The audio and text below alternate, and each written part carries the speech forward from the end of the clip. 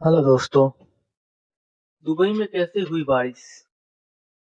मैं बात करने जा रहा हूँ खाड़ी देशों की बात। संयुक्त अरब अमीरात।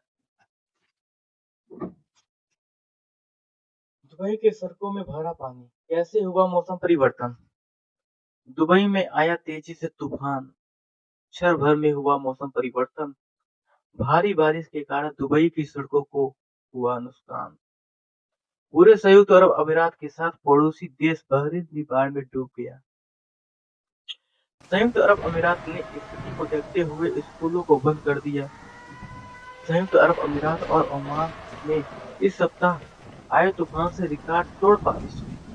इसकी वजह से पूरा शहर जलमग्न हो गया। घरों में पानी भर गया, यातायात ठप हो गया, पूरा सड़क नदी बन गया और नाव चलने लगी। लोग अपने घरों में फंस गए। इतना ही नहीं दोस्तों, दुबई से दिल्ली आने जाने वाली कम से कम 19 उड़ानें रद्द करनी पड़ी।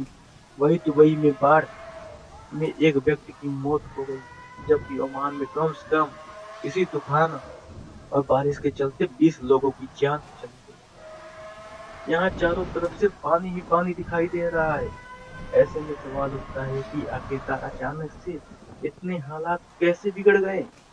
क्या कृत्रिम बारिश की वजह से ऐसा हुआ है? क्या इसकी वजह बदलती जलवायु है? आइए जानते हैं दोस्तों। भारी बारिश के कारण हुई हुई दुबई की सड़कों को काफी नुकसान हुआ। विभिन्न घरों की छतों, दरवाजों और खिड़कियों से पानी रिसने लगा। तूफान का प्रभाव दुबई से आगे तक फैल गया। पूरे संयुक्त अरब अमीरात के साथ पड़ोसी देश बहरीन भी बाढ़ की चपेट में आ गया।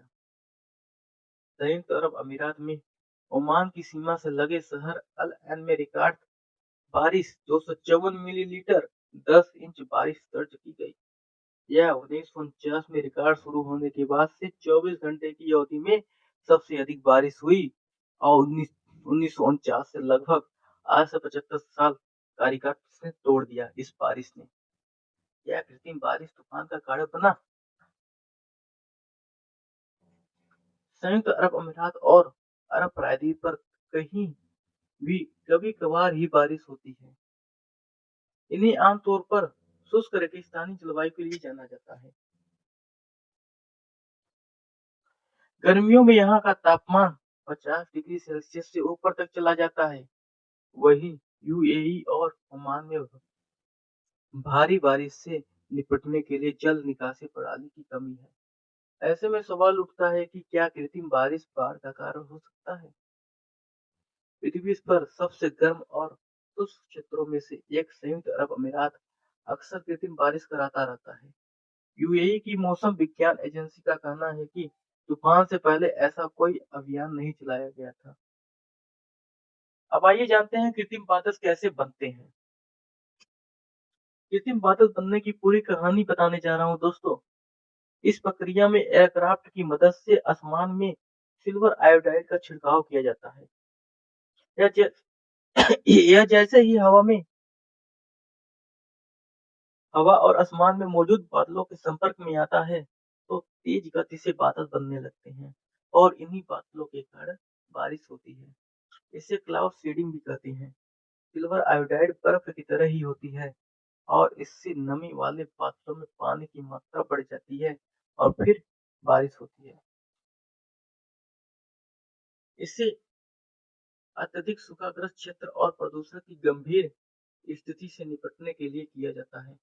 भीषण आग के हादसों से भी निपटने के लिए क्लाउड सीडिंग का इस्तेमाल किया जाता है। दोस्तों,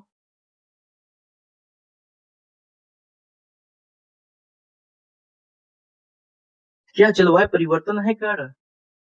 विशेषज्ञों का कहना है कि सामान्य मौसम प्रणाली के कारण भारी बारिश होने की संभावना थी। हालांकि यूएई के राष्ट्रीय मौसम विज्ञान केंद्र के एक वरिष्ठ पूर्वानुमानकर्ता एसरा अलन कबी की माने तो ऊपरी वायुमंडल में एक कम दबाव प्रणाली सतह पर कम दबाव के साथ मिलकर हवा पर दबाव की तरह काम कर रही थी। उन्होंने कहा कि जमीनी स्तर पर गर्म तापमान और अधिक ठंडे तापमान के बीच के अंतर के दबाव से तेजी आंधी की स्थिति बनी। उन्होंने आगे बताया कि अप्रैल में हुई घटनाएं भी इसका कारण है, क्योंकि जब मौसम बदलता है तो दबाव तेजी से बदलता है। इसलिए कह सकते हैं कि जलवायु परिवर्तन ने भी तूफान में योगदान दिया। दोस्तों, ये है दुबई की सच्ची कहानी। मैं बता दिया हूँ। आप हमारे